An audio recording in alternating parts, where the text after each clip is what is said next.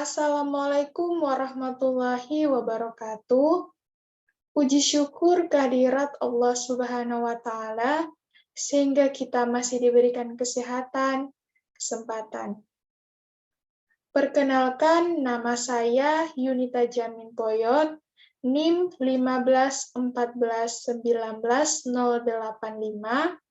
Saya akan mempresentasikan proposal saya tentang dampak implementasi metode home to home terhadap hasil belajar siswa di SDN Impres Kampung Baru.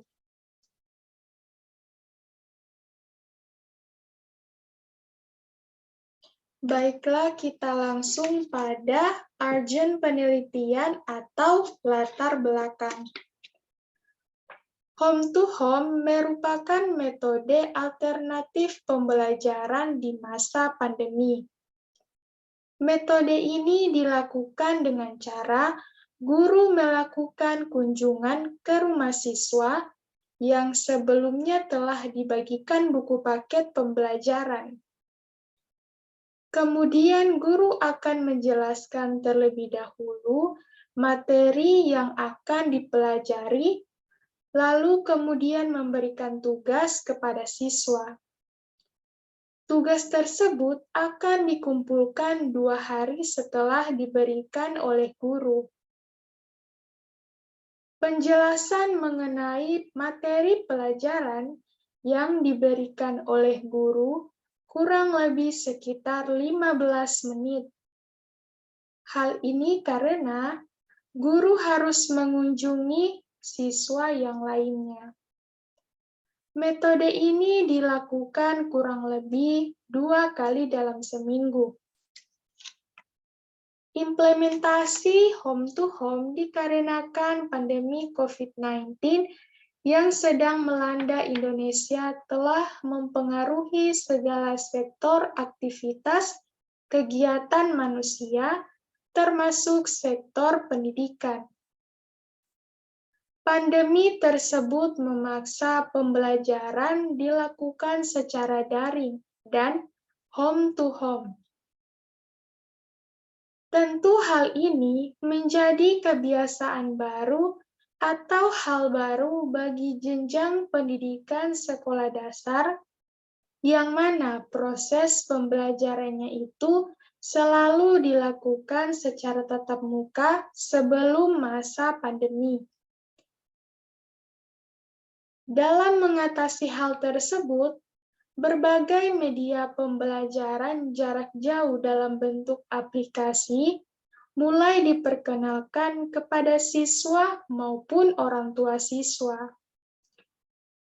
Selain menggunakan media pembelajaran jarak jauh yang berupa aplikasi, misalnya WhatsApp maupun Messenger Facebook, guru juga melakukan kunjungan ke rumah-rumah siswa atau home to home untuk melakukan proses pembelajaran. Proses pengawasan pembelajaran pada saat seperti ini memang tidak seperti melakukan pengawasan pada saat proses tatap muka sebelum masa pandemi. Ketika pembelajaran tatap muka sebelum pandemi, guru sudah terbiasa untuk melakukan pengorganisasian pembelajaran. Namun, pada saat seperti sekarang ini, pengorganisasian pembelajaran menjadi tantangan baru bagi guru. Contohnya, pada pembelajaran daring, guru harus memilih materi pelajaran dengan ekstra agar tidak terjadi miskonsepsi antara guru dan siswa pada saat pembelajaran. Sedangkan untuk pembelajaran home to home, guru harus mengunjungi siswa ke rumah-rumah mereka untuk menyampaikan materi pelajaran sekaligus memberikan tugas kepada siswa. Hal ini pun memerlukan pengorganisasian materi dan waktu untuk pembelajaran. Di SDN Impres Kampung Baru, mereka menerapkan metode pembelajaran home to home sebagai alternatif untuk pembelajaran di masa pandemi. Hal tersebut dilakukan dengan cara memberikan buku paket kepada siswa-siswi, kemudian guru melakukan kunjungan ke rumah siswa untuk menjelaskan tentang materi pelajaran yang akan siswa pelajari sekitar 10-15 menit. Kemudian, guru memberikan tugas yang akan dikumpulkan 2 hari berikutnya. Metode ini dilaksanakan kurang lebih 1-2 kali dalam seminggu. Dalam penerapan metode tersebut, guru mengalami kesulitan karena guru harus mengunjungi siswa-siswi dari rumah ke rumah, sekaligus berulang kali akan menjelaskan materi pelajaran yang membuat guru kecapean. Dan dengan banyaknya siswa, sehingga tidak semua siswa bisa dikunjungi dalam kurun waktu 1 hari.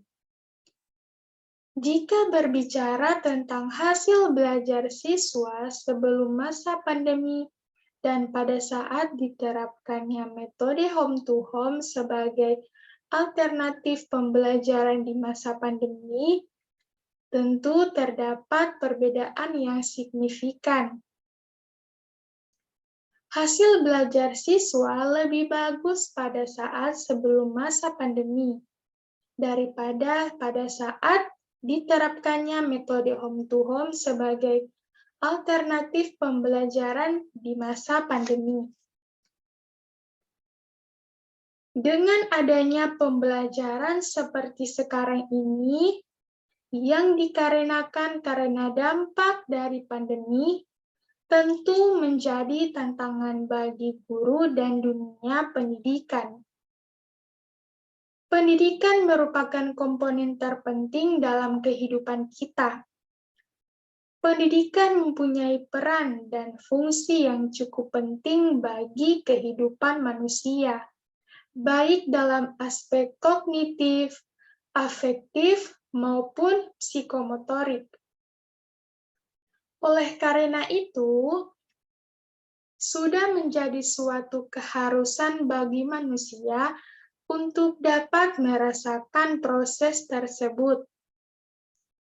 Ia diakui sebagai kekuatan yang dapat mendorong manusia untuk mencapai kemajuan peradaban. Selain itu, pendidikan memberikan bekal kepada manusia untuk menyongsong hari esok yang lebih cerah dan lebih manusiawi. Berdasarkan latar belakang yang telah saya jelaskan, maka saya tertarik untuk melakukan penelitian dengan judul Dampak Implementasi Metode Home to Home terhadap hasil belajar siswa di SDN Impres Kampung Baru. Yang selanjutnya, identifikasi masalah, yaitu hasil belajar siswa-siswi yang belum efektif. Lalu, rumusan masalah. Bagaimana dampak metode home to home di SDN Impres Kampung Baru terhadap hasil belajar siswa? Selanjutnya ada tujuan penelitian, yaitu untuk mendeskripsikan bagaimana dampak dari implementasi metode home to home terhadap hasil belajar siswa-siswi di SDN Impres Kampung Baru. Lalu ada manfaat penelitian. Nah, manfaat penelitian terbagi menjadi 2, Yang pertama ada manfaat teoretis. Hasil penelitian ini diharapkan dapat memberikan khazanah pemikiran tentang penyusunan teori atau konsep-konsep terutama untuk menerapkan metode home to home untuk meningkatkan hasil belajar siswa. Yang selanjutnya, manfaat praktis. Manfaat praktis ini terbagi lagi menjadi 3. Yang pertama itu manfaat bagi guru, yaitu sebagai informasi agar lebih meningkatkan proses belajar mengajar. Bagi sekolah, sebagai masukan bagi pengembangan hasil belajar siswa dan menambah khazanah ilmiah tentang kondisi siswa, sehingga dapat merencanakan dan melaksanakan kegiatan pembelajaran lebih baik lagi. Bagi pembaca, digunakan sebagai salah satu bahan kajian untuk penelitian selanjutnya dan dapat bermanfaat bagi pembaca.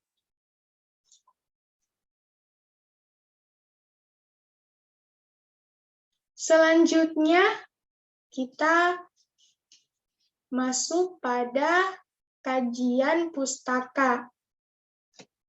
Yang pertama adalah kita akan membahas tentang hakikat belajar.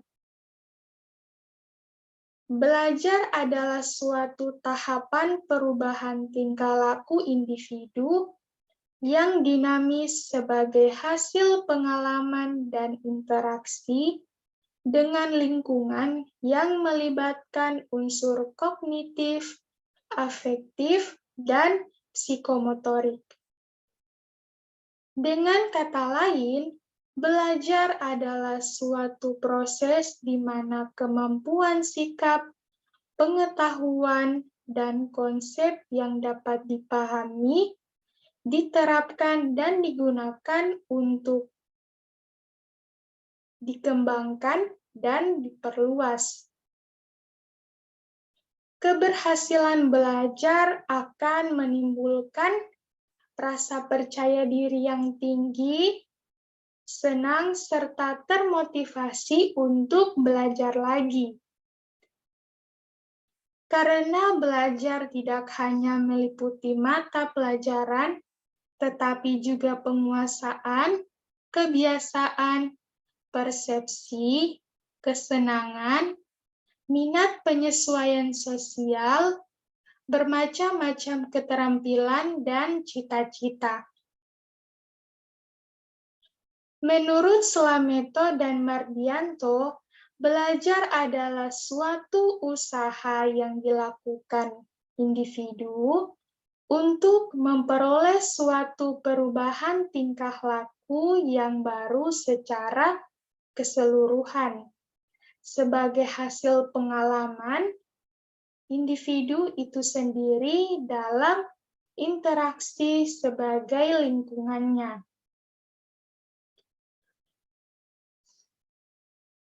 Berdasarkan pendapat di atas, dapat disimpulkan bahwa belajar adalah salah satu kegiatan manusia yang sangat penting dan harus dilakukan sepanjang hayat. Karena melalui usaha belajarlah, kita dapat mengadakan perubahan atau perbaikan dalam berbagai hal yang menyangkut kepentingan diri kita. Selanjutnya yaitu metode pembelajaran.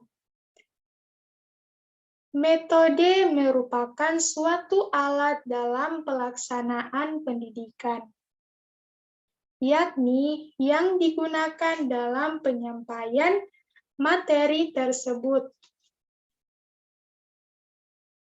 Materi pelajaran yang mudah pun kadang-kadang sulit berkembang dan sulit diterima oleh peserta didik.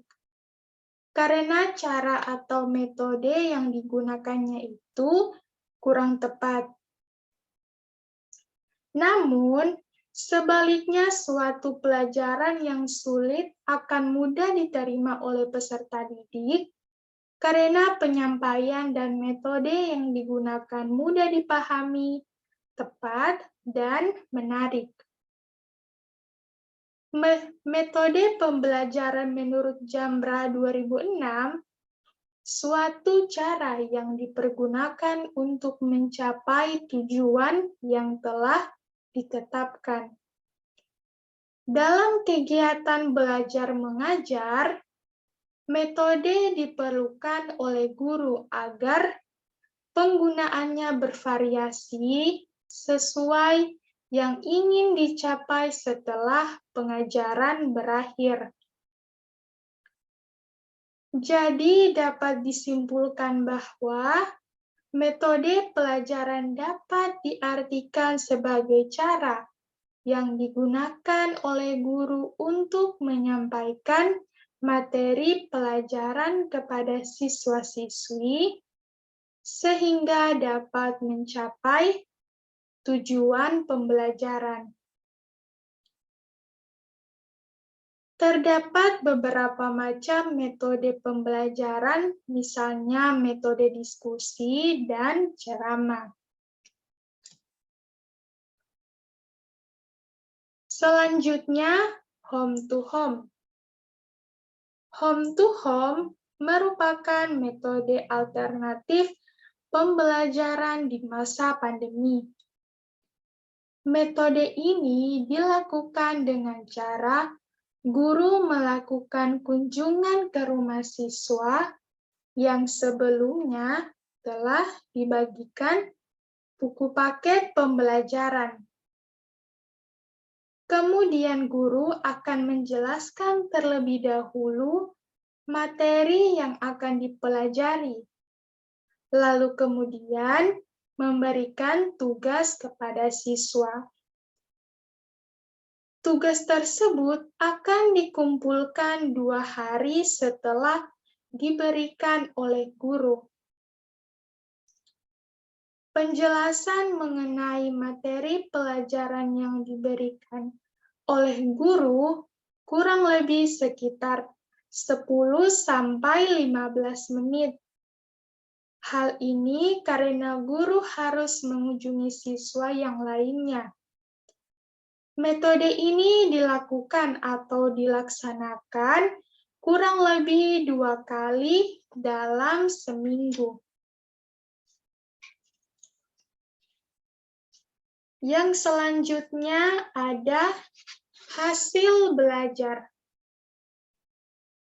Hasil belajar merupakan bagian terpenting dalam pembelajaran. Sujana 1988 mendefinisikan hasil belajar siswa pada hakikatnya adalah perubahan tingkah laku sebagai hasil belajar dalam 6 pengertian yang lebih luas mencakup bidang kognitif, afektif, dan psikomotorik. Dimyanti dan Mujiono 2012 juga menyebutkan hasil belajar merupakan hasil dari suatu interaksi, tindak belajar, dan tindak mengajar. Tindak mengajar diakhiri dengan proses evaluasi hasil belajar dari sisi guru. Hasil belajar merupakan berakhirnya pengajaran dan dari puncak proses belajar dari sisi siswa. Benjamin dalam Jali 2008 menyebutkan 6 jenis perilaku ranah kognitif sebagai berikut. Pertama, pengetahuan. Ialah kemampuan untuk menghafal, mengingat, atau mengulangi informasi yang pernah diberikan. Yang selanjutnya ada pemahaman. Ialah kemampuan untuk menginterpretasi atau mengulangi informasi dengan menggunakan bahasa sendiri. Selanjutnya ada aplikasi. Ialah kemampuan untuk menggunakan informasi, teori, dan aturan pada situasi baru. Lalu ada analisis. Ialah kemampuan untuk menguraikan pemikiran yang kompleks dan mengenai bagian-bagian serta hubungannya. Lalu ada sintesis. Ialah kemampuan mengumpulkan komponen yang sama guna membentuk satu pola pemikiran yang baru dan evaluasi. Ialah kemampuan membuat pemikiran berdasarkan kriteria yang telah ditetapkan. Pada setiap proses belajar mengajar, tentu diharapkan siswa memperoleh hasil belajar yang maksimal. Artinya, saat proses belajar mengajar sedang berlangsung, diharapkan siswa mampu mendapatkan, memahami, dan menguasai ilmu pengetahuan yang disampaikan dari guru, agar nantinya siswa mampu mendapatkan hasil belajar yang maksimal.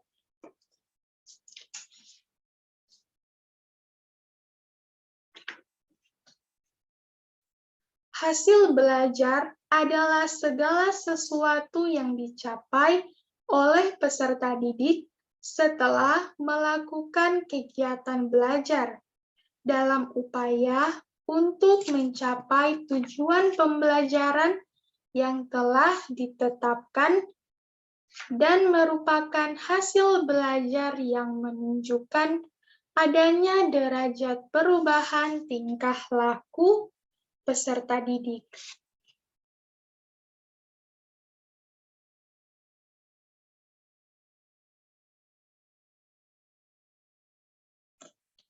Nasution 1993 menyatakan hasil belajar siswa dirumuskan sebagai tujuan instruksional umum yang dinyatakan dalam bentuk yang lebih spesifik dan merupakan komponen dari tujuan umum mata kuliah atau bidang studi. Hasil belajar merupakan pola-pola perbuatan, nilai-nilai, pengertian-pengertian, sikap-sikap, apresiasi, dan keterampilan. Merujuk pemikiran Gagne, hasil belajar berupa yang pertama, informasi verbal, yaitu kapabilitas mengungkapkan pengetahuan dalam bentuk bahasa, baik lisan maupun tertulis. Kemampuan merespon secara spesifik terhadap rangsangan spesifik. Kemampuan tersebut tidak memerlukan manipulasi simbol, pemecahan masalah maupun penerapan aturan.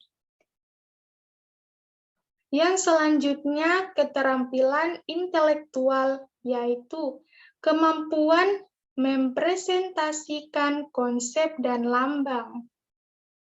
Keterampilan intelektual terdiri dari kemampuan mengategorisasi, kemampuan analisis sintesis, fakta konsep, dan mengembangkan prinsip-prinsip keilmuan. Keterampilan intelektual merupakan kemampuan melakukan aktivitas kognitif bersifat khas. Selanjutnya, strategi kognitif, yaitu kecakapan menyalurkan dan mengarahkan aktivitas kognitifnya sendiri. Kemampuan ini meliputi penggunaan konsep dan kaidah dalam memecahkan masalah. Lalu keterampilan motorik, yaitu kemampuan melakukan serangkaian gerak jasmani dalam urusan dan koordinasi, sehingga terwujud otomatisme gerak jasmani. Lalu ada sikap. Sikap adalah kemampuan menerima atau menolak objek berdasarkan penilaian terhadap objek tersebut. Sikap berupa kemampuan menginternalisasi dan eksternalisasi nilai-nilai. Berdasarkan pengertian hasil belajar di atas, maka dapat disimpulkan bahwa hasil belajar adalah kemampuan-kemampuan yang dimiliki siswa setelah menerima pengalaman belajarnya. Kemampuan-kemampuan tersebut mencakup aspek kognitif, afektif, dan psikomotorik. Hasil belajar dapat dilihat melalui kegiatan evaluasi yang bertujuan untuk mendapatkan data pembuktian yang akan menunjukkan tingkat kemampuan siswa dalam mencapai tujuan pembelajaran. Jadi, dapat disimpulkan bahwa hasil belajar merupakan keterampilan atau output yang diperoleh siswa setelah menerima pembelajaran. Lalu, ada faktor yang mempengaruhi hasil belajar. Faktor yang mempengaruhi hasil belajar itu ada dua. Yang pertama, belajar merupakan suatu proses yang menimbulkan terjadinya perubahan dalam tingkah laku dan kecakapan.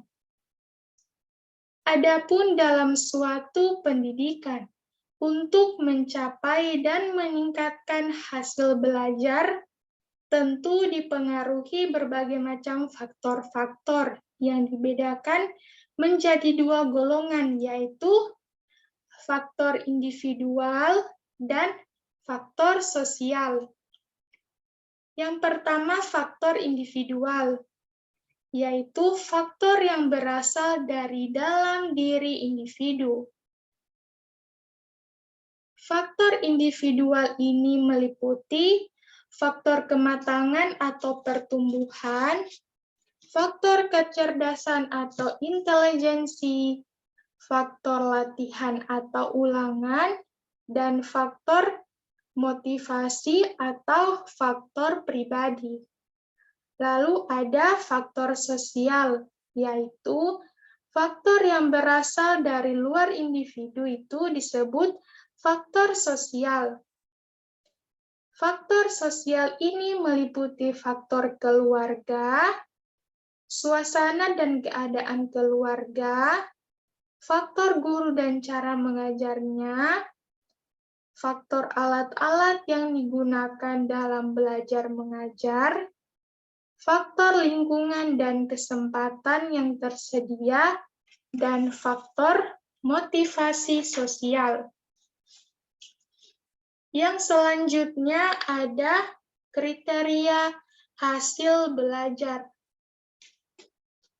Kriteria pengukuran hasil belajar siswa merupakan tingkatan nilai yang menunjukkan pada taraf di mana siswa itu menguasai materi yang telah dipelajari. Untuk memberikan penilaian terhadap hasil belajar, digunakan dua teknik, yaitu teknik formatif dan teknik sumatif. Hasil penelitian akan terbentuk informasi yang bersifat kualitas maupun kuantitas. Nah, misalnya interval nilai 80-100 itu kriteria nilainya baik atau hasil belajarnya baik. Kalau 70-79 kriterianya baik, 60-69 cukup, 50-59 kriterianya kurang, 0-49 kriterianya gagal. Berdasarkan kriteria hasil belajar, maka dapat diketahui bahwa untuk ukuran penguasaan materi yang baik dalam tingkatan interval nilai 70-79 ke atas, yang berarti siswa harus dipacu menguasai nilai dengan baik. Salah satu kriteria dalam suatu proses pembelajaran adalah dengan melihat hasil belajar yang dicapai oleh siswa. Kunci pokok untuk memperoleh ukuran dan data hasil belajar siswa adalah dengan mengetahui garis-garis besar indikator.